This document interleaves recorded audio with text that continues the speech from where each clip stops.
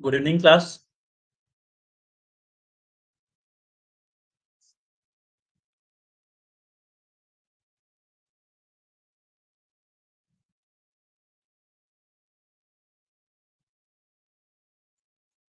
I think my voice is Audible. तो जैसा हमने बताया था कि अब तक हम पढ़ चुके हैं यूनिट 1 और यूनिट 2। और आज हम स्टार्ट करेंगे यूनिट 3 जो आपका साइकोलॉजी है। Psychological prospective of physical education.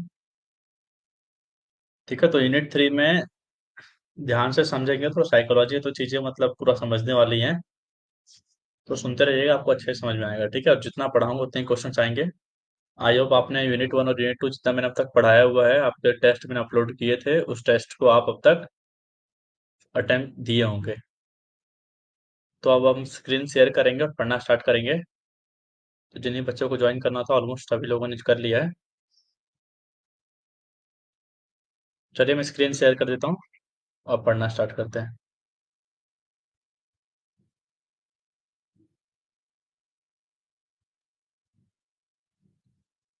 तो आई होप आपको स्क्रीन शो हो रहा है।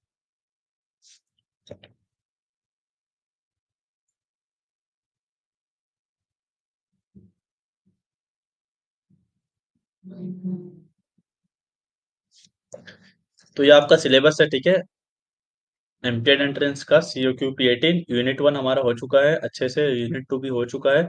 अभी हम स्टार्ट करेंगे आपका unit 3 psychological prospective of physical education. ठीक है, तो ऐसे एक एक करके हम सारे चैप्टर्स फिनिश कर लेंगे आपके एग्जाम से पहले। देखते हैं सिलेबस में दिया क्या है इस टॉपिक के अंदर। साइकोलॉजिकल प्रोस्पेक्टिव मतलब आपके दिमाग में ऐसा नहीं आ रहा है साइकोलॉजी से रिलेटेड है, मतलब आपके दिमाग से रिलेटेड है।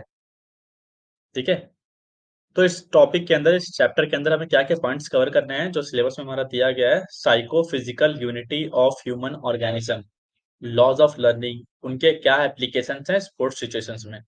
ठीक है, आगे हम आज तो इतना ही पढ़ेंगे साइकोलॉजिकल प्रोस्पेक्टिव के बारे में। पहला टॉपिक जो है psycho physical unity of human organism, उसके बाद हम पढ़ेंगे लॉज ऑफ लर्निंग क्या है और उनके क्या एप्लीकेशन है हमारे स्पोर्ट्स सिचुएशंस में।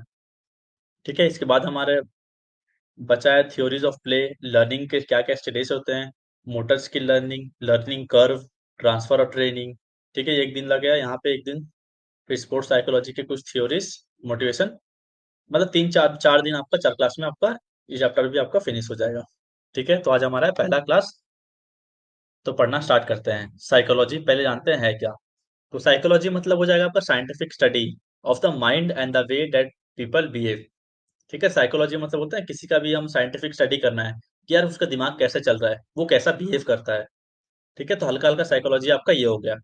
अब क्या बोला, जो साइकोलॉजी शब्द है, वर्ड है, तो ये दो ग्रीक वर्ड से आया है, साइके एंड लॉजस। साइके का मीनिंग होता है, साइकोलॉजी आया है ग्रीक वर्ड, कौन कौन से दो ग्रीक वर्ड हैं आपके, साइके एंड लॉजस। तो साइके मतलब होता है माइंड या फिर सोल, और मीन्स मतलब लॉगस मतलब हो गया आपका स्टडी ऑफ साइंस। तो साइकोलॉजी हमारा क्या हो जाएगा, साइंस ऑफ सोल। ठीक है, पर जो साइकोलॉजी है ना, साइंस ऑफ सोल, तो ये क्या है, बहुत पुराना ओल्ड कंसेप्ट है। पर अब नया नया धीरे के टाइम के साथ, जैसा जैसे मैंने आपको हिस्ट्री में पढ़ाया था ना, फिलोसफी में, सच वही है जो समय के साथ आगे आगे मॉडिफाइड होते जाता है। तो साइकोलॉजी का भी अब नया कंसेप्ट आ चुका है। तो यहाँ तक मैंने बताया साइकोलॉजी का मतलब को पता चल गया, माइंड से रिलेटेड होता है। किसी का भी हम साइंटिफिक स्टडी कर रहे हैं तो कैसा सोचता है, कैसे बिहेव करता है। और साइकोलॉजी आपका दो ग्रीक वर्ड से आया हुआ, साइके जिसका मतलब होता है माइंड, ठीक है, आपका दिमाग, और दिमाग की study, the study of mind या फिर साइंस ऑफ सोल। तो यह आपका हो गया साइकोलॉजी का मतलब। ये एग्जाम में आया था लास्ट ईयर क्वेश्चन। ठीक है, CUT में psychology means what, science of soul, study of mind, ऐसे करके। अब साइंस ऑफ सोल के बाद क्या आया, आपका आया कंसेप्ट साइंस ऑफ माइंड। ठीक है, पहले क्या बोलते थे, साइकोलॉजी को साइंस ऑफ सोल बोलते थे या फिर स्टडी ऑफ माइंड। ठीक है, दोनों एक ही है। फिर क्या आया, साइंस ऑफ माइंड आया इसके बाद। अब इसके बाद एक और कंसेप्ट आया, साइंस ऑफ कॉन्शियसनेस। साइकोलॉजी का हम फिर एक कंसेप्ट आने लगा कि मार्केट में साइंस ऑफ कॉन्शियसनेस बोलते हैं। आप कितने कॉन्शियस हैं। ठीक है, जैसे मान लीजिए आपको मैंने कोई भी काम दिया, आपको क्लास टीचर पढ़ा रहा है, टीचर क्लासरूम में, आप क्लास में फोकस कर पा रहे हैं कि नहीं, जो भी टीचर बता रहा है आप कॉन्शियस है कि नहीं। आपको कोई भी काम बोला, कल को बोला यार मैंने आप जा रहे हैं मैस में, मान लीजिए लंच करने जा रहे हैं, आपको मैंने बोला भाई वहां से ये चीज लेते आना। अब आप खाना खाने गए, भूल गए, तो आप कॉन्शियस नहीं है। ठीक है, तो आप कॉन्शियसनेस, बीच में ये कंसेप्ट चला था साइंस ऑफ कॉन्शियसनेस। अब इसके बाद क्या कंसेप्ट चलने लगा, जो हमारा न्यू कंसेप्ट है साइंस ऑफ बिहेवियर। तो साइकोलॉजी आज के जमाने में हम बोलते हैं साइकोलॉजी क्या है, हमारा साइंस ऑफ बिहेवियर है। हम कैसे किसी से बिहेव कर रहे हैं, it's all the new concept in today's generation about psychology. तो साइकोलॉजी क्या है आज के टाइम में, साइंस ऑफ बिहेवियर है। तो आपके सामने क्वेश्चन आएंगे, तो साइकोलॉजी मतलब साइंस ऑफ बिहेवियर आपको आंसर में लगाना है। अब बात करते हैं कुछ कुछ डेफिनेशंस जो साइकोलॉजी के हैं, ज्यादा नहीं है, 5 डेफिनेशंस हैं साइकोलॉजी के, उसको भी मैं ट्रिक से बता दूंगा तो फटाफट आपको याद हो जाएगा। ठीक है, तो साइकोलॉजी का रॉस के द्वारा दिया गया definition, it is the interpretation and explanation of behaviour in mental और फिजिकल टर्म्स। इंटरप्रिटेशन हो गया मतलब, मान लीजिए मैंने आपको कुछ बताया, आप उसको क्या समझ रहे हैं और क्या रिलेट कर रहे हैं, तो आप कैसे इंटरप्रेट कर रहे हैं चीजों को। तो साइकोलॉजी क्या बोला रॉस ने, it is the interpretation and explanation. अब मैं कोई भी चीज एक्सप्लेन कर रहा हूँ, तो किसी का भी बिहेवियर, उसका इंटरप्रिटेशन क्या है, उसका एक्सप्लेनेशन क्या है, उसके बिहेवियर का, इंटरप्रिटेशन का, उसके मेंटल टर्म्स और या फिर फिजिकल टर्म्स। तो ये बोला किसने दिया डेफिनेशन, ये डेफिनेशन दिया आपके रॉस ने। अब इससे आपको सिंपल याद कैसे करना है, यहाँ पे रॉस से आ गया रोज। ठीक है, रोज मतलब होता है फूल होता है। तो लड़की को फिजिकली और मेंटली इंटरप्रेट करने के लिए हम उसे रोज देंगे। तो यहाँ पे आ गया इंटरप्रिटेशन आया था, तो यहाँ पे आ गया इंटरप्रेट, ये आ गया आपका, मेंटल यहाँ आ गया, फिजिकल यहाँ आ गया। लड़की को फिजिकली और मेंटली मेंटली अगर हमें इंटरप्रेट करना है, तो उससे हम क्या देंगे, रोज देंगे। ठीक है, सिंपल शब्दों में रोज से याद आ जाएगा ना यार, इंटरप्रेट कर सर ने बताया था, वो डेफिनेशन ट्रिक बताया था कि लड़की को फिजिकली और मेंटली हमें क्या करना है, इंटरप्रेट करना है। लड़की को ऐसे ही समझना मुश्किल रहता है। ठीक है, तो मेंटली उसको इंटरप्रेट कर रहे हैं, तो क्या देंगे, हम उसे रोज देंगे। दूसरा हमारा डेफिनेशन है, देखिए डेफिनेशन होता क्या है कि अभी पढ़ रहे हैं समझ में आ जाएगा, पर एग्जाम में क्या होता है कि यार लगता है यार ये डेफिनेशन किसने दिया था, इस ऑथर ने दिया था, किसने दिया था, किसने दिया था, कंफ्यूज जाते हैं। तो वहां पे काम आता है आपका ट्रिक। तो ये दिया है पिल्सबरी ने, psychology is the science of human behaviour, जो आज के टाइम में कंसेप्ट चल रहा है। ठीक है, तो यहाँ पे ट्रिक आएगा आपका पिल्स बरी। तो स्लीपिंग पिल्स, यहाँ पिल्स से आ गया पिल्स, स्लीपिंग पिल्स खाने से ह्यूमन बिहेवियर में चेंज आता है, ऐसा साइंस कहती है। इसलिए हमें उसे खाना नहीं चाहिए, बल्कि बरी कर देना चाहिए। क्या बोला, स्लीपिंग किल्स पिल्स खाने से क्या होता है, हमारे जो ह्यूमन बिहेवियर है उसमें चेंज आता है, इसलिए साइंस कहती है कि हमें उसे खाना नहीं चाहिए बल्कि बरी कर देना चाहिए। तो यहाँ पिल्स से आगे आपका इनका आधा नाम आ गया, और बरी हम कहाँ पे यूज कर रहे हैं, लास्ट में यूज कर रहे हैं। तो पिल्स बरी ने डेफिनेशन दिया था कौन सा, जहाँ पे ह्यूमन बिहेवियर की बात की जा रही थी, और यहाँ पे साइंस भी आ रहा है। तो ये जो की वर्ड्स हैं आप निकाल के ऐसे ऐसे ट्रिक बनाकर याद करेंगे, तो आपके टाइम, आपके मेमोरी में लंबे समय तक ये इंफॉर्मेशन रिटेन रहेगी। अब हमारा डेफिनेशन है क्रॉ एंड क्रो का, psychology is the study of human behaviour and human relationship. तो यहाँ पे दो चीजों की बात कर रहा है, दो लोगों ने दिया है, दोनों का नाम सेम है। यहाँ पे दो चीज रिपीट हो रही है, ह्यूमन ह्यूमन। तो crow and crow, human plus human. तो जहाँ क्रो एंड क्रो का डेफिनेशन आएगा, वहां पे दो बार ह्यूमन आएगा, सेम सेम। अब वुडवर्थ ने क्या दिया, psychology deals with the activities of the individual in relation to his environment. तो साइकोलॉजी वो चीज से डील करता है, हमारा कोई भी काम से, कोई भी एक्टिविटी से, जो कोई भी एक इंसान करता है अपने पर्यावरण में, अपने इन्वायरमेंट के अकॉर्डिंग। तो ये डेफिनेशन दिया था किसने, वुडवर्थ ने।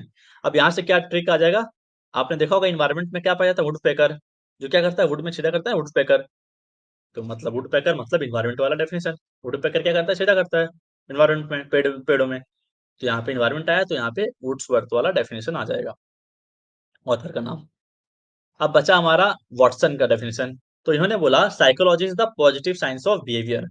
साइकोलॉजी क्या, एक पॉजिटिव साइंस ऑफ बिहेवियर है। अभी हम पढ़ेंगे इनके बारे में, इन्होंने एक थ्योरी भी दी है काफी अच्छा, आगे पढ़ेंगे, क्लासिकल कंडीशनिंग थ्योरी, जिसमें बॉय रहता है, एक एनिमल रहता है।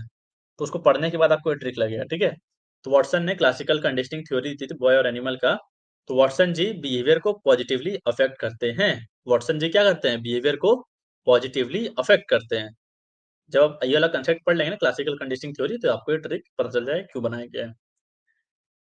तो ये 5 डेफिनेशन थे, एक एक लाइन के थे। ट्रिक भी बता दिया आपको, इसको याद करना पड़ेगा, दूसरा ऑप्शन तो नहीं है। मैंने कीवर्ड्स बता दिया, उसको बनाइए, ट्रिक को पिक करिए और अपना नोट्स बना के इसको याद करिए। तो अब तक हमने बेसिक से आइडिया लिया साइकोलॉजी के बारे में। ठीक है, अब आपको जो सिलेबस में दिया है उसको पढ़ाने से पहले, ये बहुत इंपॉर्टेंट स्लाइड है, इसको आपको याद करना पड़ेगा। साइकोलॉजी के फादर कौन है? विलियम वुंड है। मॉडर्न एजुकेशन साइकोलॉजी के फादर कौन है? एडवर्ड थॉर्नडाइक है। स्पोर्ट्स साइकोलॉजी के कॉलमन ग्रिफिन है। और साइको एनालिसिस के सिगमंड फ्रॉइड है। साइकोलॉजी में बहुत सारे नाम से याद करने पड़ेंगे, ठीक है आपको, फादर्स के। तो ये तो चार मतलब बहुत इंपॉर्टेंट है, इसको आपको याद रहना ही चाहिए। हमारे टाइम आया था क्वेश्चन, स्पोर्ट्स साइकोलॉजी के फादर कौन है? कॉलमन ग्रिफिथ। ठीक है। अब देखिए, अब मैं आया हूँ सिलेबस पे। इससे पहले क्या बताया आपको साइकोलॉजी के बारे में, थोड़ा थोड़ा बस एक आइडिया दिया और कुछ कुछ डेफिनेशन याद करा दिए। क्योंकि कई बार क्या होता है, एग्जाम में सीधा उठा के पटक देते हैं। जैसे हमारे टाइम आया था यहाँ से क्वेश्चन। तो ये सब चीजें अपने एक्सपीरियंस से ही आपको आगे चल के पढ़ा रहे हैं, तो इसको याद कर लीजिएगा। अब बात करते हैं सिलेबस में। हमारा जो पहला पॉइंट है, psycho physical unity of human organism. Psycho मतलब हो गया दिमाग से रिलेटेड, फिजिकल मतलब हो गया मेरा बॉडी, और यूनिटी मतलब हो गया एकता। होता है एकता, यूनिटी, एक टीम में कैसे यूनिटी है ऑफ ह्यूमन ऑर्गेनिज्म। तो क्या मिलके कंसेप्ट बना रहा है, चलिए देखते हैं आगे नेक्स्ट स्लाइड में। तो यहाँ पे देखिए, साइको मतलब मैंने बताया, साइको मतलब आ गया मेरा ब्रेन। फिजिकल मतलब आ गया मेरा फिजिकल पार्ट। अब यूनिटी मतलब क्या हो गया? यूनिटी ऑफ ह्यूमन ऑर्गेनिज्म मतलब वर्किंग टुगेदर। एक पूरा बॉडी है मेरा, कैसे काम कर रहा है, वर्किंग टुगेदर। तो ये हमारा हो गया साइको फिजिकल यूनिटी। इतना से क्लियर है इसका मतलब? तो इसमें क्या बोला है? Psychological unity is the balance integration. मैं आपने पढ़ा होगा ना 12th में, डिफरेंशिएशन इंटीग्रेशन। तो डिफरेंशिएशन में हम तोड़ते थे, डिवाइड करते थे, और इंटीग्रेशन में इकट्ठा करते थे, मतलब ऐड करते थे, जोड़ते थे। तो psychological unity is the balance integration of the body. आपकी बॉडी को पूरा जोड़ रहा है, आपकी बॉडी को, आपके माइंड को, आपके इमोशंस को। ठीक है। It can also be thought as a wholeness. मतलब क्या? आप पूरा एक ऐसा होल काम कर रहे हैं। ठीक है। आप अपनी, आपका जो भी बिहेवियर है, आपका जो भी बर्ताव है, आपका जो भी सोचने की शक्ति है, आपका जो भी बॉडी के एक्शन है, आप एक अपने आप को तो रिप्रेजेंट करें ना एज अ होल। तो FM Alexander believe that the mind and body act as a one unit. तो इन्होंने बिलीव किया कि जो हमारा माइंड होता है, बॉडी होता है, एक यूनिट की तरह काम करता है। So that human organisms functions and responds to situations as a whole.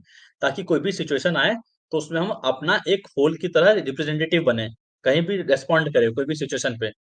मेरा दिमाग से सोच के अपने बॉडी को रिएक्ट करूँ उस हिसाब से।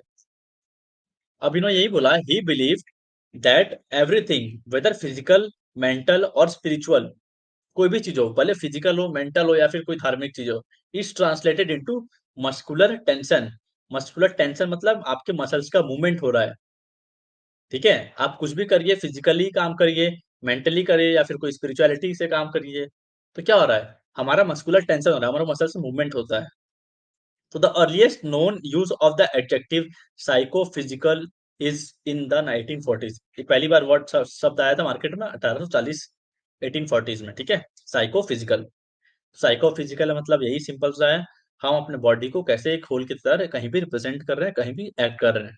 सारी जितने भी चीजें हैं उसको इंटीग्रेट करके, उसको जोड़ के, भले मेरा दिमाग हो, मेरा बॉडी हो, या फिर मेरा कोई स्पिरिचुअलिटी हो, कुछ भी चीज हो, माइंड हो। ठीक है। Psychophysical unity of human organism, आपको ये कंसेप्ट क्लियर होगा। अब हम पढ़ेंगे laws of learning and their application to sports situation. इससे एक क्वेश्चन आपका फिक्स है, जो आपके एग्जाम में आएगा ही आएगा। बहुत सिंपल सा कंसेप्ट है, इसको क्लियर करा दूंगा अभी। आपको जो मैं स्लाइड दिखा रहा हूँ ना, इसी स्लाइड में एक क्वेश्चन आएगा, इसी स्लाइड से। पहला क्या आ गया? लॉज ऑफ लर्निंग दिया किसके द्वारा है? ये दिया गया आपका एडवर्ड ली थॉर्नडाइक के द्वारा, जो एक अमेरिकन साइकोलॉजिस्ट है। अब ली मतलब हो गया ली से लर्निंग, तो एडवर्ड ली थॉर्नडाइक ने दिया है लॉज ऑफ लर्निंग, पहला चीज। अब क्या बोला है? इसमें इन्होंने दो क्लासिफिकेशन किया है। ठीक है। एक होता है प्राइमरी, एक होता है सेकेंडरी। तो इन्होंने प्राइमरी लॉज ऑफ लर्निंग में तीन लॉ दिए। लॉ ऑफ रेडीनेस, रेडीनेस मतलब तैयार होना, law of exercise, law of effect. और सेकेंडरी लॉज ऑफ लर्निंग के दिए बहुत सारे दिए थे, law of primacy, law of intensity, law of recency, law other subordinating loss. पर आपको एग्जाम्स में कौन सा क्वेश्चन आएगा? ये आएगा, ये कभी नहीं आएगा। हाँ, पर ये क्वेश्चन ऐसे आएगा, which among the following is not the primary laws of learning. आपको दे देगा law of readiness, law of exercise, law of effect और लॉ ऑफ रिसेंसी। तो आपको आइडेंटिफाई करना पड़ेगा उसमें से कौन सा सेकेंडरी प्राइमरी लॉ में है, तीनों कौन सा नहीं है, लॉ ऑफ रिसेंसी नहीं है। ऐसे आता है। ठीक है। ये तीनों के बारे में आपको डीप में पता रहना चाहिए, और इसके स्पोर्ट्स में हमारे क्या इम्प्लीकेशन है, कैसे स्पोर्ट्स में अफेक्ट कर रहा है, क्या इसका काम है, वो भी आपको पता रहना चाहिए। तो चलिए पढ़ते हैं। तो इस इमेज में देखते हैं क्या लिखा गया है। एक एक चीज को पढ़ेंगे, ठीक है। Behavioural perspective, Edward Thorndike, part one, laws of learning. तो इसमें दिख रहा है मुझे तीन लॉ के बारे में बताया गया कुछ कुछ एग्जाम्पल से। यहाँ पे बात की जा रही है लॉ ऑफ इफेक्ट के बारे में, यहाँ पे बात की जा रही है लॉ ऑफ रेडीनेस के बारे में, और लॉ ऑफ एक्सरसाइज के बारे में। अब इन्होंने क्या बोला है, ये एडवर्ड ली थॉर्नडाइक हैं। Humans and animals acquire behaviour through association of stimuli and response. तो ह्यूमंस हो, इंसान हो या फिर जानवर हो, अपना बिहेवियर कैसे एक्वायर करता है, कैसे सीखते हैं? कोई भी चीज को रिलेट करके। कोई भी जब उनको थक, जैसे इंसान होता है ना, मैं जिंदगी में चल रहा हूँ, जब तक मुझे कोई धक्का नहीं लगेगा तब तक मेरी हरकतें नहीं सुधरेंगी, ऐसा होता है ना। तो कोई भी आपको स्टिमुली मिल रहा है, तब आपका रेस्पॉन्स आ रहा है। आपको जैसे कुछ काम किया, आपको पेन उठाना है, आप दिमाग से स्टिमुलस आएगा कि यार मुझे पेन उठाना है, सिग्नल आएगा, फिर आप रेस्पॉन्स करेंगे ना, आपका हाथ तब मूवमेंट होगा, तब आप रेस्पॉन्ड कर रहे हैं। आपके सामने क्रिकेट बॉल आ रहा है कैच करने के लिए, तो कोई भी चीज के लिए हमें क्या चाहिए, एक स्टिमुली चाहिए, तब मेरा रेस्पॉन्स होगा। इंसान हो या फिर जानवर हो। वैसे ही लाइफ में बात करें तो यार कुछ भी चीज होता है, जब तक फेलियर नहीं होगा तब तक सक्सेस कहाँ से मिलेगा। तो कुछ कुछ होता है, स्टिमुलस मिलता है, तब रेस्पॉन्स आता है। तो इन्होंने ऐसा बोला। अब इसके बेसिस पे इन्होंने तीन लॉ दिए, law of effect, law of readiness और लॉ ऑफ एक्सरसाइज। तो पहले बात करते हैं लॉ ऑफ इफेक्ट के बारे में। तो एक बच्चा बढ़िया कुर्सी बैठा हुआ बोलता है मुझे जो खाना पसंद है, I love eating chocolate again and again, because every time I eat it I feel so so good, yum yum. अब इसने क्या बोला, लॉ ऑफ इफेक्ट। अब यहाँ पे इफेक्ट हो रहा है। मुझे क्या बोल रहा है, आई लव ईटिंग, मुझे खाना पसंद है चॉकलेट बार बार। क्यों पसंद है? क्योंकि मुझे अच्छा लग रहा है वो। अगर मुझे अच्छा नहीं लगता तो मुझे पसंद होता, वो नहीं होता। तो ये हो गया लॉ ऑफ इफेक्ट। तो वो चॉकलेट बच्चा खा रहा है, तो उसको अच्छा लग रहा है, तो इफेक्ट पड़ रहा है ना, तभी बच्चा उसको बार बार खा रहा है। ठीक है। तो ये हो गया लॉ ऑफ इफेक्ट, एग्जांपल समझा रहा हूँ और आगे डिटेल में बात करेंगे। फिर बात करें लॉ ऑफ रेडीनेस। जैसा आपने देखा होगा, कोई भी टीचर आपको पढ़ाने आता है तो पहले बच्चों को तैयार करता है, बच्चा रेडी हो तभी तो पढ़ेगा। Students you learn best when you know why you need to learn. जैसे आप अब पढ़ने आ गए मेरे पास, ठीक है, क्यों आए? क्योंकि आपका एग्जाम है, आपको पता है कि आपको क्यों पढ़ना है, तभी आप अच्छे से पढ़ पाएंगे। Students you learn best when you know why you need to learn. तो लॉ ऑफ रेडीनेस, कोई भी काम करने से पहले जब तक आप तैयार नहीं है, कोई और आपके घोल के नहीं पिला सकता चीजों को। लॉ ऑफ रेडीनेस हो गया। अब लॉ ऑफ एक्सरसाइज। आप लोग पता है खेल कूद में एक्सरसाइज करते हैं, तो अब देखिए यहाँ पे क्या बोल रहा है। I have stop studying so long ago, now it's so hard to sit and study again. मैं यार बहुत पहले पढ़ना बंद कर दिया था, अब मेरे लिए बहुत मुश्किल हो गया है बैठना पढ़ना। क्यों? क्योंकि मैं छोड़ चुका हूँ, ब्रेक आ चुका है बीच में एक बार। ठीक है। तो कोई भी काम को अगर मैं करते रहूंगा तो वो आगे बढ़ पाएगा। अगर एक बार मैंने ब्रेक कर दिया उस चीज को, तो उसको वापस से चालू करने में बहुत टाइम लग जाएगा। और दूसरी क्या बोलती है लड़की यहाँ पे, I have been studying every single day and it's getting easier and easier to study. तो यहाँ पे क्या हो रहा है, ये लॉ ऑफ एक्सरसाइज को law of use and disuse बोलते हैं। तो लॉ ऑफ एक्सरसाइज को क्या बोलते हैं, law of use and law of disuse. Disuse मतलब मैं कोई काम को करना बंद कर दूंगा तो उस काम को मैं भूल जाऊंगा। और यूज में क्या हो गया, अगर मैं कोई काम को कंटिन्यूटी में करता रहूंगा तो मेरे काम उसको अच्छे से कर पाऊंगा। तो ये तीन लॉस के बारे में हमें और अच्छे से पढ़ना है। ठीक है। क्योंकि यहाँ से क्वेश्चन आपका फिक्स रहता है आना, प्राइमरी लॉज ऑफ लर्निंग से। तो पहला है आपका law of readiness. A person learns when he is ready to learn. आपको थोड़ा थोड़ा आइडिया लगा कि नहीं लगा, आप चैट बॉक्स में बता दीजिए फटाफट, यहाँ तक फिर मैं आपको और डिटेल में पढ़ाऊंगा इनके क्या इम्प्लीकेशंस हैं स्पोर्ट्स में। यहाँ तक तो क्लियर है ना सभी को, किसी को कुछ डाउट नहीं है ना? आगे बढ़ूं, बता दीजिएगा फटाफट सब लोग चैट बॉक्स में।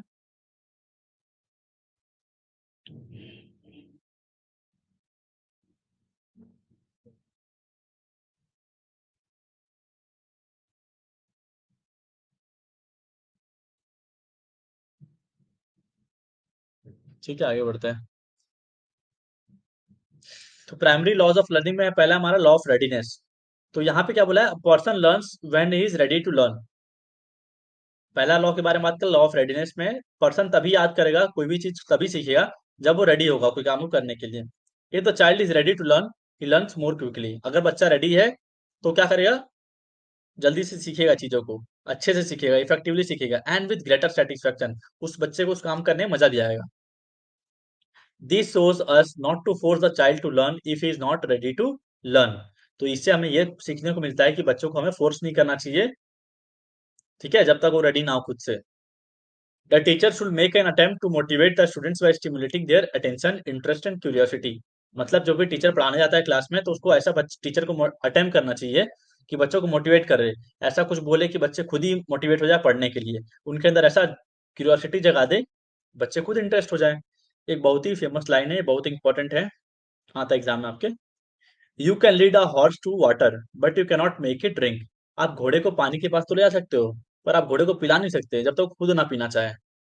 ठीक है, तो ये कौन से लॉ ऑफ को दर्शाता है, एग्जाम में क्वेश्चन आता है तो ये दर्शाता है लॉ ऑफ रेडीनेस को। The law of readiness in sports refers to the idea that athletes perform best when they physically, mentally and emotionally prepared for a particular skill or activity। अब यहाँ पे बात कर रहे हैं आपके स्पोर्ट्स में कि कोई भी एथलीट अच्छा परफॉर्मेंस तभी कर पाता है जब वो फिजिकली, मेंटली, इमोशनली सब तरह से रेडी रहता है कोई भी चीज को करने के लिए। अब यहाँ पे स्पोर्ट्स का एग्जांपल देखते हैं, क्योंकि यहाँ दिया है ना laws of learning and their application to sports situations. तो an example of this could be a tennis player. मान लीजिए आप कोई टेनिस प्लेयर है, waiting to return a serve. होता है ना, टेनिस प्लेयर सामने से सर्विस कर रहा है, अब मुझे रिटर्न करना है, तो देखते हैं सामने वाला प्लेयर अपना रैकेट लेके रेडी रहता है, ऐसे ऐसे मूवमेंट करते रहता है कि बॉल आएगा, स्मैश आएगा, तो फटाफट सर्विस आएगा तो फटाफट में जो रिसीव भी करना है, तो रेडी रहता है ना सामने से। अगर मान लो क्या होगा, if the player is not in the ready position, सामने वाला प्लेयर रेडी पोजिशन में नहीं है, focus on the opponent and mentally prepare to react quickly, they are less likely to effectively return the serve compare to when they are fully prepared and anticipating the shot. अब मैंने सर्व किया, सामने वाला player ready नहीं है, तो उतना अच्छे से वो रिटर्न दे पाएगा कि नहीं दे पाएगा ना, तो उसको अच्छे से पहले रेडी होना पड़ेगा। ये आपका एग्जांपल हो गया एक टेनिस वाला।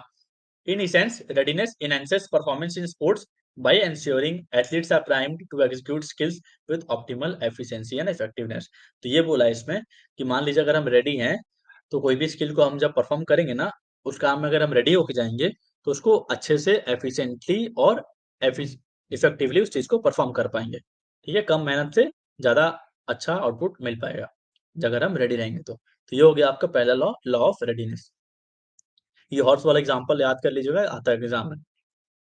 फिर जो दूसरा लॉ है हमारा, वो है लॉ ऑफ एक्सरसाइज, जिसको हम law of use and disuse भी कहते हैं। ठीक है, मैंने आपको बताया था अभी पिछले, learning by repeating the things. आप चीजों को तभी सीखोगे जब आप उसको बार बार रिपीट करोगे। तो लॉ ऑफ यूज में क्या बोला है, the learning are strengthen with repeated trials और प्रैक्टिस। तो यहाँ पे क्या बोला, लर्निंग आपकी क्या होती है, मजबूत होती है, स्ट्रेंथ होती है, कैसे, जब उसको बार बार प्रैक्टिस करते हैं। और लॉ ऑफ डिसयूज में क्या बोला है, learning are weakened when trial और प्रैक्टिस इज डिसकंटिन्यूड। जैसी आपका पढ़ाई है, कोई भी सीखने का शक्ति है, वो कमजोर हो जाएगा। कब कमजोर होगा, जब आप उस चीज को प्रैक्टिस को डिसकंटिन्यू कर देंगे। अब यहाँ पे एग्जांपल लेते हैं स्पोर्ट्स में। तो consider a swimmer who regularly practises freestyle strokes but neglects practising breast stroke. अब स्विमिंग में आपको 4 स्ट्रोक होते हैं ना, तो एक स्विमर है, वो क्या कर रहा है, फ्री स्टाइल की प्रैक्टिस कर रहा है, पर ब्रीज स्ट्रोक की प्रैक्टिस छोड़ दे रहा है, नेग्लेक्ट कर रहा है। ओवर टाइम, टाइम के साथ क्या होगा, the swimmer's free style technique improves due to the consistent use and reinforcement of those skills. तो फ्री स्टाइल का क्या होगा, टेक्निक पे इंप्रूव होगा। क्यों इंप्रूव होते जा रहा है कंसिस्टेंटली, क्योंकि मैं उस पर मेहनत कर रहा हूँ, उस पर काम कर रहा हूँ, लॉ ऑफ यूज यहाँ पे एक्ट हो रहा है। How, because breaststroke is not practice as frequently, अब ब्रीज स्ट्रोक को तो मैं अच्छे से प्रैक्टिस कर नहीं रहा हूँ, तो the swimmer's proficiency in that stroke may decline और not improve at the same rate. तो यहाँ पे क्या होगा, जो स्विमर का प्रोफिशिएंसी है वो ब्रीज स्ट्रोक में क्या होगा, कमजोर होते जाएगा ना, मैं तो उसको कर ही नहीं रहा प्रैक्टिस। यहाँ पे लॉ ऑफ डिसयूज आ जाएगा। लॉ ऑफ यूज मतलब करूंगा तो आगे बढ़ूंगा, डिसयूज मतलब कर नहीं करूंगा तो भूल जाऊंगा। तो ये आपका लॉ ऑफ एक्सरसाइज था। ठीक है, सिंपल ऐसी बात कर सकते हैं, लॉ ऑफ एक्सरसाइज को law of use and disuse बोलते हैं। आप कोई भी एक्सरसाइज करते हैं ना, तो आपका मसल्स का मूवमेंट होता है, यूज करते हैं, डिसयूज करते हैं, मसल को मूव कर रहे हैं फिर पीछे ला रहे हैं। तो ऐसे करके कुछ रिलेट करके याद करिएगा, भूलिएगा मत इसको। एक्सरसाइज में मसल्स को यूज एंड डिसयूज करते हैं। अब जो लॉ ऑफ एक्सरसाइज में और कुछ एग्जांपल्स देख लेते हैं क्या दिया गया है। The law of exercise is a learning law that states that the more a stimulus and response are associated, the more likely the response will follow the stimulus। अब यहाँ पे क्या बोला, स्टिमुलस आ रहा है। ठीक है, जैसे स्टिमुलस क्या हो गया, आपको कुछ भी बाहर से कुछ दिया जा रहा है, स्टिमुलस कोई काम करने के लिए, ठीक है, और आप रेस्पॉन्स मतलब आप कैसे उस पर रिएक्ट कर रहे हैं। तो स्टिमुलस मान लीजिए आपको भूख लग गया, ठीक है, भूख लगा यार, मुझे खाना नहीं खाना सुबह से, तो भूख क्या है आपकी, स्टिमुलस है, और रेस्पॉन्स क्या आपका खाना है। जब खाना मिल जाएगा तो आप रेस्पॉन्स करेंगे, मैं पेट भर गया। ठीक है, तो law of exercise is the learning law that states that a more stimulus and response are associated, the more likely the response will follow the stimulus. अब मान लीजिए मुझे कोई चीज चाहिए, ठीक है, लॉ ऑफ एक्सरसाइज में उस चीज को मैं कर रहा हूँ, अच्छा मुझे आउटपुट मिल रहा है, तो उसको मैं और अच्छे से करते जाऊंगा, स्टिमुलस को फॉलो करते जाऊंगा। It also implies that people learn by doing, not by watching others. तो ये लॉ ऐसा ही बोलता है, लॉ ऑफ एक्सरसाइज में लर्निंग बाय डूइंग, मतलब मैं चीजों को जब तक करके नहीं सीखूंगा तो नहीं सीखूंगा, दूसरों को देखने से नहीं सीखूंगा, जब तक मैं उस चीज को करूंगा नहीं। तो लर्निंग बाय डूइंग भी इसी में आता है आपका। फिर क्या बोला है? The law of exercise is the second law of learning in the Thorndike's stimulus response bond theory. तो इन्होंने स्टिमुलस रेस्पॉन्स बॉन्ड थ्योरी दी है, जिसमें आपका दूसरा है, आपका दूसरे नंबर पर आता है law of exercise. It states that practice and drill help to increase the efficiency and durability of learning. ठीक है। तो लॉ ऑफ एक्सरसाइज में दूसरा लॉ है थॉर्नडाइक के द्वारा दिया गया स्टिमुलस रिस्पांस थ्योरी, और इसमें ये बोलता है कि प्रैक्टिस अगर आप करेंगे, कोई भी ड्रिल करेंगे, तो इसमें आप कोई भी चीज में क्या होंगे, एफिशिएंटली उस काम को कर पाएंगे, कम एफिशिएंसी के साथ, कम एफर्ट डाल के अच्छे से कर पाएंगे। और जो आप सीखेंगे, अगर आप उस चीज करके सीखेंगे, तो आपको ड्यूरेबिलिटी, मतलब लंबे समय तक आपको वो चीज रिटेन रहेगी, ड्यूरेबल रहेगा। फिर क्या बोला है? The law of exercise also states that more a person practice something, the better they are able to retain that knowledge. Simply जो मैंने बताया, प्रैक्टिस आप करेंगे तो आप लंबे समय तक उस चीजों को याद रखेंगे, नहीं करेंगे तो नहीं रखेंगे। For example, a teacher may have students write spelling words 3 times each and then use them in a sentence. अब मान लीजिए टीचर बच्चों को सिखा रहा है एप्पल का स्पेलिंग लिखना है, बच्चों को 5-10 बार लिखवाता है ना बचपन बचपन में, एप्पल एप्पल एप्पल लिखो, A double P L E. तो बच्चा क्या करता है, लिखवा लिखवा के उसको आदत दिलवा रहा है, तो बच्चा ताकि आगे लंबे समय तक उसको याद रखे। तो ये लॉ ऑफ एक्सरसाइज हो गया आपका, सिंपल से एग्जांपल से। और तीसरा जो हमारा लॉ है, प्राइमरी लॉज ऑफ लर्निंग, वो है लॉ ऑफ इफेक्ट। ठीक है। अब लॉ ऑफ इफेक्ट में क्या बोला है? Learning is stronger when joined with a pleasing और सेटिस्फाइंग फीलिंग। अब यहाँ पे क्या आ जा रहा है लॉ ऑफ इफेक्ट में? लर्निंग तभी अच्छी है जब उसमें मुझे प्लीजिंग एक अच्छा मिले, यार मुझे कोई चीज अच्छी क्यों लगेगी जब उसमें मजा ही ना आए मुझे। तो लर्निंग अच्छा तब माना जाएगा, स्ट्रॉन्गर तब होगा जब मुझे उसमें प्लीजिंग या फिर सेटिस्फाइंग फीलिंग मिले। तो इसीलिए अब मुझे क्या कर रहा है, काम करने में मजा आ रहा है, तो क्या मुझे सेटिस्फेक्शन मिल रहा है, तो इसीलिए हम इसको लॉ ऑफ सेटिस्फेक्शन भी बोलते हैं। कोई काम करने में मुझे मजा आ रहा है, इफेक्ट मिल रहा है, तो उसको लॉ ऑफ सेटिस्फेक्शन भी इसलिए बोलते हैं। In other words, learning can be said to have taken place properly when it results in satisfaction. लर्निंग तभी अच्छा होगा जब आपको उस काम को करने में मजा आएगा। जैसे बच्चे को बोलते हैं बचपन में कि यार तू इंजीनियर बनेगा, तू साइंटिस्ट बनेगा, पर आप सब क्या है, फिजिकल एजुकेशन फील्ड में आए क्योंकि आपको खेलना अच्छा लगता था।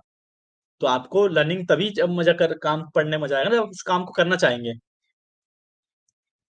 And the learner derives pleasure from it. In the situation when the child meets failure और is dissatisfied, the progress of learning is block. अब मान लो मुझे कोई काम करने में मजा ही नहीं आ रहा है, तो वहां पे मेरा बिल्कुल ग्रोथ नहीं होगा, मेरा वहां पे बंद हो जाएगा। जैसे मान लीजिए मैं सोचूंगा मुझे पढ़ाना है, और मुझे पढ़ाने में मजा ही नहीं आएगा, तो वहां पे होगा मेरा ग्रोथ? बिल्कुल नहीं होगा अभी। ठीक है, जब तक मुझे कोई काम मजा आना है, वो चीज मैं उसमें ग्रोथ कर ही नहीं सकता ना भाई, घसीट के थोड़ी चलूंगा। कितने समय तक आप चल पाओगे, रिटेन हो पाओगे मार्केट में? कभी नहीं हो पाओगे, अगर आपको उस चीज को करने में आपका मजा ही नहीं आता, सेटिस्फेक्शन नहीं मिलता आपको पढ़ाने में। तो फिर क्या बोला है? The law of effect states that when a stimulus receives a positive response, the behaviour is more likely to be repeated. अब यहाँ पे क्या बोला है कि अगर आपको कोई काम करने में मजा आ रहा है, तो काम आप बार बार करते रहेंगे। And when a stimulus receives a negative response, the behaviour is more likely to happen less frequently. अगर उस काम में मुझे क्या मिल रहा है, नेगेटिव रेस्पॉन्स मिल रहा है, तो वो काम गड़बड़ करूंगा नहीं, करूंगा ना। जैसे बचपन में होता है ना, जैसे आप माचिस, जैसे मान लीजिए आपके सामने मैं जला दूंगा, ठीक है, आप उसको देखेंगे माचिस मैंने जलाया, तो मैच स्टिक में घिसा तो जला। अब आप उसको सोचेंगे हाथ, उसको छूने से जलेगा हाथ, ठीक है, जैसे ही आप उसको छुएंगे तो आपके हाथ में स्टिमुलस लगेगा, यार जल गया। तो स्टिमुलस आप करेंगे, वो गलती दोबारा नहीं करेंगे ना। तो क्योंकि क्यों नहीं करेंगे? क्योंकि आपको उसमें नेगेटिव रेस्पॉन्स मिला, आपके हाथ में पेन हुआ, तो आपका नेगेटिव रेस्पॉन्स हुआ ना। आप माचिस के आग के पास जाएंगे नहीं जाएंगे? जब तक वो अच्छा लग रहा था मैं कर रहा था, अब जैसे ही मुझे उसमें कोई भी काम में नेगेटिव रेस्पॉन्स मिला मेरा बिहेवियर में, तो मैं उस काम को नहीं करूंगा। तो ये आपका लॉ ऑफ इफेक्ट में बोला है। इफेक्ट कैसा चाहिए? सेटिस्फैक्टरी चाहिए, तो इसलिए हम इसको लॉ ऑफ सेटिस्फैक्शन भी बोलते हैं। अब स्पोर्ट्स में से एग्जांपल देखते हैं। In sports a clear example would be a basketball player practising free throws. अब एक बास्केटबॉल प्लेयर है, फ्री थ्रोस का प्रैक्टिस कर रहा है। If they consistently make shots and receive positive reinforcement. अब मतलब मान लीजिए मैं शॉट्स ले रहा हूँ, अंदर जा रहा है, और मुझे खुशी मिल रहा है, रीइंफोर्समेंट अंदर जा रहा है, अंदर जा रहा है, प्रेज मिल रहा है। जैसे मान लीजिए रीइंफोर्समेंट कैसे मिल रहा है, कोच तारीफ कर दिया, बहुत अच्छा, या फिर आप ज्यादा टाइम दे रहे हैं उस खेल की, they are more likely to be continued practising. आप और अच्छा एफर्ट डालेंगे और थोड़ा टाइम तक प्रैक्टिस करेंगे, क्योंकि आपको इसमें मजा मिल रहा है, आपको तारीफ मिल रही है, जो आपको अच्छा लग रहा है, सेटिस्फैक्शन वाली फीलिंग मिल रही है। And improving their free throw skills, और आप सोचेंगे यार अच्छा इंप्रूव करता हूँ। कन्वर्जली, अगर विपरीत में बात करें, if they miss shots and experience negative outcomes, यार तू क्या कर रहा है, तू मत मारना, छोड़ दे, तू नहीं कर सकता, छोड़ जा, पीछे कर ले। तो क्या हो रहा है, आपको नेगेटिव रेस्पॉन्स मिल रहा है। तो क्या हो गया, यहाँ पे क्रिटिसाइज हो रहे हैं from the coach, decrease playing time, आपको मन नहीं करे खेलने का। They may be less motivated to continue practising free throws, तो आप फ्री थ्रोस करना बंद कर देंगे। तो ये लॉ ऑफ इफेक्ट हो गया, अच्छा लगेगा, सेटिस्फेक्शन मिलेगा तो करूंगा, नहीं मिलेगा तो नहीं करूंगा। तो ये आपके 3 लॉस थे, ठीक है। अब है theories of play. Theories of play आपके थोड़ा सा बड़ा टॉपिक है, ठीक है। पहले यहाँ तक बता दीजिए समझ में आया कि नहीं आया। साइकोलॉजी है, साइकोलॉजी में नींद आता है जब भी पढ़ते हैं, साइकोलॉजी मतलब नींद, ऐसा चलता है मार्केट में इसका मतलब टर्म। यहाँ तक सबको क्लियर है, लॉज ऑफ लर्निंग कोई डाउट तो नहीं है कुछ कहीं, जो भी मैंने अब तक पढ़ाया सबको क्लियर है, फटाफट बता दीजिएगा फिर मैं आगे बढ़ूंगा।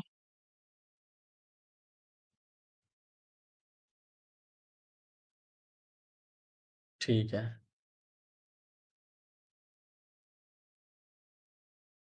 ठीक है, पता नहीं 11 बच्चे आए आज तो।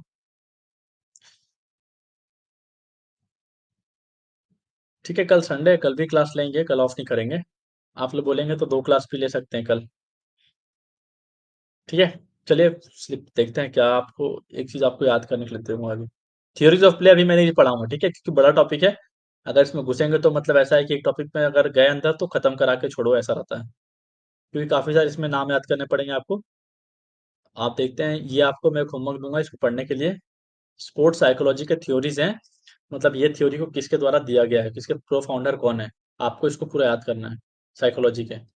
ठीक है, जैसे इकोलॉजिकल थ्योरी किसने दिया है, उरी ब्रॉनफर बेनर ने दिया है। Cognitive development theory Jean Piaget ने दिया है। Zone of proximal development Vygotsky ने दिया है। Language acquisition device Noam Chomsky ने दिया है। Hierarchy theory of needs Maslow ने दिया है। Drive reduction theory Clark Hull. Trial and error theory Thorndike, Edward Thorndike. Classical conditioning theory Ivan Pavlov. इसको आप कॉपी में लिखिएगा, ठीक है, और दीवार में चिपका लीजिएगा और डेली पढ़िएगा, तब आपको रटा जाएगा। मैं सारा रटा हुआ, मतलब ऐसे बता रहा हूँ ना, इतना पढ़ पढ़ के आपको भी ये चीज याद करनी पड़ेगी आपको। आप तो मास्टर डिग्री के लिए पढ़ रहे हो अभी, ठीक है, कल कोई भी एग्जाम दोगे ना, कोई भी एग्जाम, तो ये सारे थ्योरीज इतने इंपॉर्टेंट है, आपको आएंगे ही आएंगे। और एग्जाम में भी आपके सीयूटी पीजी के लिए भी इंपॉर्टेंट है, तो इसको आप याद करिएगा। ओपरेंट कंडीशनिंग दिया गया बीएफ स्किनर के द्वारा, और जो जो आपके सिलेबस में दिया गया, जैसे ओपरेंट कंडीशनिंग पढ़ेंगे, क्लासिकल कंडीशनिंग पढ़ेंगे, ट्रायल एंड थ्योरी पढ़ेंगे, drive reduction, hierarchy theory of needs, ये सब हम अभी आगे पढ़ेंगे। इनसाइड थ्योरी बंदर वाला, ठीक है, चिंपैंजी रहता है इसमें, बंदर का नाम क्या रहता है, सुल्तान रहता है। Theory of fluid and crystal RB Cattell. Triarchic theory Sternberg, psycho analysis Sigmund Freud. तो ये सब अभी थ्योरी आपको पढ़ना भी है, अभी तो नाम ही बताया मैंने आपको याद करने के लिए। अब एक एक थ्योरी के बारे में पढ़ना है। Theory of instant practice William McDougall. Catharsis theory Aristotle. Social contact theory लोमले। Play is life theory John Dewey. Theory of achievement motivation David McClelland. देख सकते हैं सारा थ्योरीज है, पूरा थ्योरी वाला चैप्टर है, ठीक है, बहुत अच्छे से, मतलब मजा आया, कहानी की तरह है पूरा, बस बोर्ड मत होइएगा, चीजें याद करने वाली हैं। तो इसको आप कल याद करके आइएगा, कल आप बता दीजिए चैट बॉक्स में। कल आपका क्लास 9:30 वाला तो हो गई, आपको 2 क्लास करवाना तो 2 क्लास भी कर लेंगे कल। संडे है ना, कल तो रेस्ट करेंगे, छोड़ दीजिए, परेशान हो जाएंगे फालतू में, बच्चे आएंगे नहीं, फिर मन नहीं करता पढ़ाने का। ठीक है, तो कल फिर वापस कंटिन्यू करेंगे, 9:30 पे ही मिलेंगे। अभी छोटा था क्योंकि मैं दूसरे टॉपिक में चाहता नहीं एंटर करूँ, और उसमें गए फिर उसमें लंबा पढ़ाना पड़ेगा, छोड़ के पीछे ही नहीं जाएगा। तो जितना भी मैंने पढ़ाया ना उसको पढ़िएगा, नोट्स बनाते चलिएगा, ताकि आपके पास लास्ट टाइम में लोड ना आ जाए। और कोई बच्चा है जैसे जिसके पुराने लेक्चर छूट गए हैं, तो यूनिट 1 यूनिट 2 फटाफट कंप्लीट करिए। देखिए ज्यादा लंबा लेक्चर नहीं लेता, लेक्चर कम लेते हैं, पर उसमें फटाफट चीजों को कराए जा रहे हैं। आपका सिलेबस भी कंप्लीट हो जाएगा। अभी तो एक एक क्लासेस चल रही हैं, फिर डेली 2-2 क्लासेस चलने लगेगी, वंस प्रणर सर कम्स इन। ठीक है, 1-2 दिन में आ जाएंगे, फिर हमारी 2-2 क्लासेस चलने लगेंगी डेली। और आपको कुछ पूछना है तो चैट बॉक्स में बता दीजिए, नहीं तो फिलहाल आज के लिए इतना ही था। ठीक है, आप लोगों को कुछ पूछना है।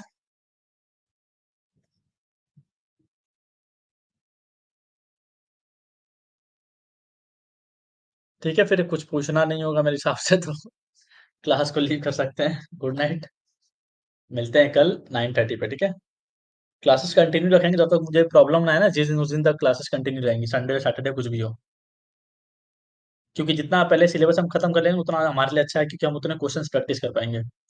और आप क्वेश्चंस तो लगाते रहिए। और एक आता है बुक, फिजिकल एजुकेशन यूनिवर्स आता है, बुक आता है उसका, मैं पीडीएफ आपको सेंड कर दूंगा। इसेंशियल ऑफ फिजिकल एजुकेशन, कौन सा बुक है उसका नाम भूल रहा हूँ मैं। आपको उसका पीडीएफ दे दूंगा, अगर आपके पास नहीं है तो उसको आप पढ़िएगा, ठीक है, अभी ढूंढ के मैं दे दूंगा। तो फिलहाल आज के लिए इतना ही था, मिलते हैं कल सेम टाइम पे 9:30 पे, क्लासेस आपकी होंगी ऐप में ही। और थ्योरीज ऑफ प्ले हम कवर करेंगे। That was all for today, good night, bye bye.